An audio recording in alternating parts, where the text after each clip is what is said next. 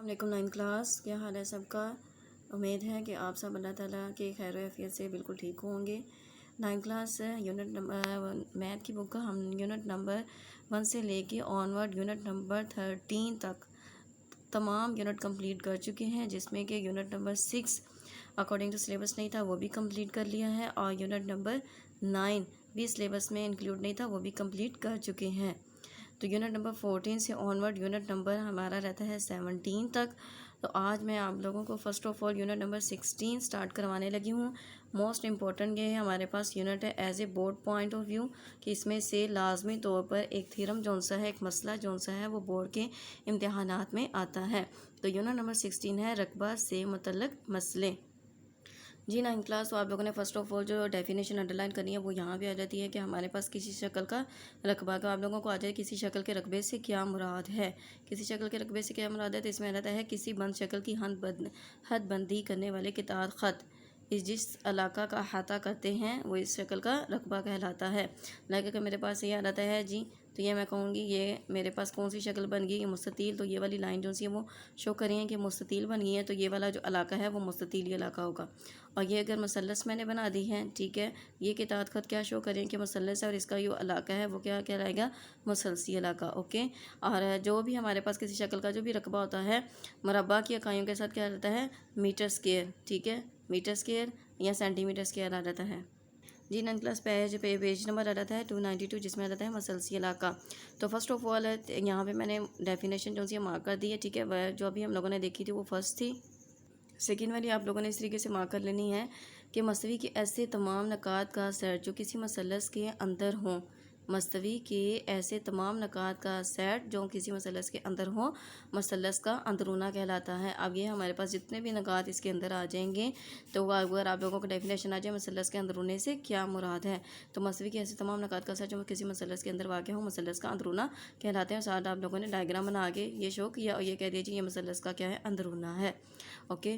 Next آ جاتا ہے ہمارے پاس مثلثی علاقہ، مطلب کہ آپ لوگوں کو ڈیفینیشن اس طریقے سے آ جائیں کہ مثلثی علاقہ سے کیا مراد ہے، تو اس کی آپ لوگ لکھ سکتے ہیں کسی مثلث۔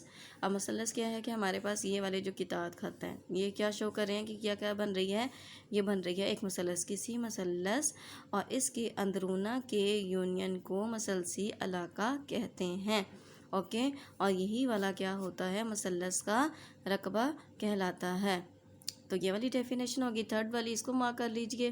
نیکسٹ آپ لوگوں کو کچھ اس طریقے سے ڈیفینیشن آ سکتی ہے کہ مستطیل کے اندرونہ سے کیا مراد ہے، تو مستوی کے ایسے تمام نقاط کا سیٹ جو کسی مستطیل کے اندر واقع ہو مستطیل کا اندرونہ کہلاتا ہے۔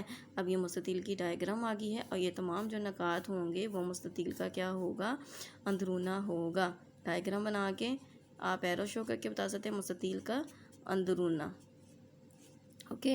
اور جب نیکسٹ ڈیفینیشن آ جائے کہ مستطیلی علاقہ سے کیا مراد ہے، سو کسی مستطیل، یہ ہمارے پاس لائن شو کر رہی ہیں مستطیل، اور اس کے اندرونہ کے یونین کو مستطیلی علاقہ کہتے ہیں، اوکے۔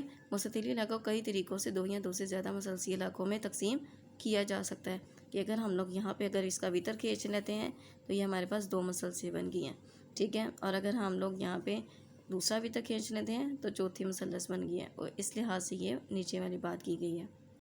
جی نائنتھ کلاس، تو نیکسٹ آپ لوگوں کو کچھ اس طریقے سے ڈائیگرام نظر آئیں گی۔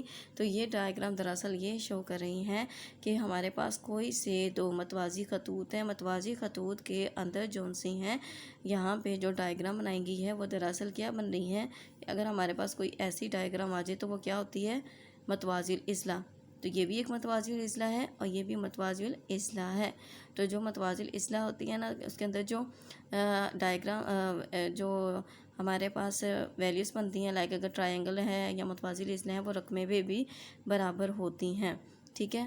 یہ آپ لوگوں نے یہاں سے ایک دفعہ ریڈ آؤٹ کر لینا ہے۔ اسی طریقے سے نیکسٹ یہاں پہ دیکھیں کہ یہاں پہ جو سی ہے انہوں نے ٹرائنگل جو سی ہیں وہ ڈرا کی ہوئی ہیں، اور ٹرائنگل ڈرا کی ہوئی ہیں، ٹرائنگل کے درمیان جو ہے یہ والا علاقہ بھی اس لحاظ سے بھی بتایا گیا ہے، اور اسی طریقے سے دو متوازی خطوط کے درمیان ایک متوازی الاضلاع اور مثلث بھی بنا کے ظاہر کی گئی ہے۔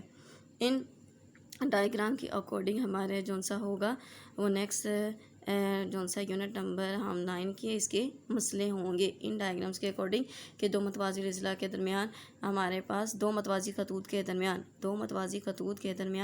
دو مسلسے بھی بن سکیں گی، پھر دو مسلسے اور ان کے اندر متوازی اضلاع بھی بن سکیں گی، پھر اس کے رقبے کے بارے میں ہم ڈسکس کریں گے۔ جی نیکسٹ آپ لوگ دیکھ سکتے ہیں کہ یہاں پہ تعریف کی ہیڈنگ دی گئی ہے، ٹھیک ہے، یہ والی ڈیفینیشن۔ اگر کسی متوازی اضلاع کے ایک ضلع کو قاعدہ مان لیا جائے تو قاعدہ اور اس کے متوازی ضلع کے درمیان عمودی فاصلہ کو متوازی اضلاع کا ارتفاع کہتے ہیں۔ یہ آ جاتا ہے جی متوازی اضلاع کا ارتفاع۔ جی اب ہمارے پاس آ جاتا ہے اگر کسی مثلث کے ایک ضلع کو قاعدہ مان لیا جائے، متوازی اضلاع کے ایک ضلع کو، یہ تھا جیسے متوازی اضلاع، یہ ایک متوازی اضلاع بن گئی، اس کے ایک ضلع کو قاعدہ مان لیا تو اس کے دوسرے ضلع کے دوران یہ جو ہوتا ہے اس کو کہہ دیتے ہیں اس کا ارتفاع۔